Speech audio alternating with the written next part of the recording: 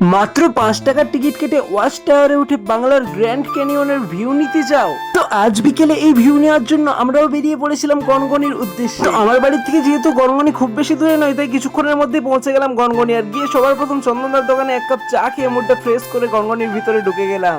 মাত্র 5 টাকার টিকিট কেটে আমরা গনগনির ভিতর প্রবেশ করলাম। আর এখানে দেখলাম রিসোর্টটা খুবই উন্নত হয়েছে, আর এই বর্ষাকালের জন্য আরো বেশি দারুণ দেখতে লাগছে রিসোর্টটা। কিন্তু চারদিকটা ঘুরে দেখলাম পুরনো গনগনি আর এখনের গনগনি সম্পূর্ণ আলাদা। তো এখন দারুণ লাগছে, একদম আলাদাই লেভেলের সাজিয়েছে গনগনিকে।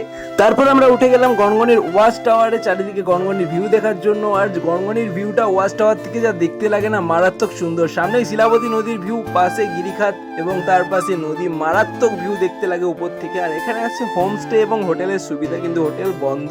তো গাইস, আমরা এখন যাচ্ছি গনগনি আড্ডাতে, যা কলেজের সামনে, গনগনির থেকেও সামনে। তো গনগনি আড্ডাতে খাবার খুবই টেস্টি হয়। আমরা এখানে অর্ডার দিয়ে দিলাম 1 প্লেট মোমো আর চিকেন রোল। তো গাইস, আমরা এখন রোল খাই, আর তোমরা ভিডিওটা লাইক করে চ্যানেলটা ফলো করে দাও। বাই।